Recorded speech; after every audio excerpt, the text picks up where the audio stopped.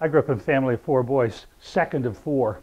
Competition was a way of life in my family. All of us were athletic. All of us tried to be the best. But the one thing we didn't do, we didn't brag to one another. It was simply not allowed. You see, competition was overridden by a saying my father used to tell us. Well, I don't remember him not telling us, blood is thicker than water. So you can go ahead and you can be competitive, compete against one another, compete with others, but when push comes to shove, you're family. Well, unfortunately, that's not the story of Joseph and his brothers. You see, Joseph was a braggart. He was a dreamer, elected by God. Isn't it interesting how God chooses interesting people to accomplish God's will, not perfect people? And Joseph couldn't keep his dreams to himself. Joseph was the favored among the sons, and everyone knew it. And so there came a point at which his brothers couldn't take it anymore, and they executed brotherly justice. And they beat him up and threw him in a pit, and then sold him into slavery.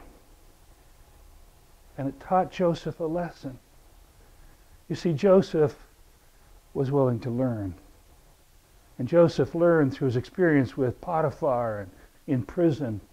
He learned the difference between bragging and one-upmanship and serving and looking out for the common good. And that will serve him well because he will be what we would call Secretary of State under Pharaoh in Egypt. And his brothers, who have long since given up any hope of finding him, dismissed him as father, grieving him as if he were dead, will experience famine. And God will draw the thread of family back together because his brothers will come to purchase food, and Joseph will recognize them.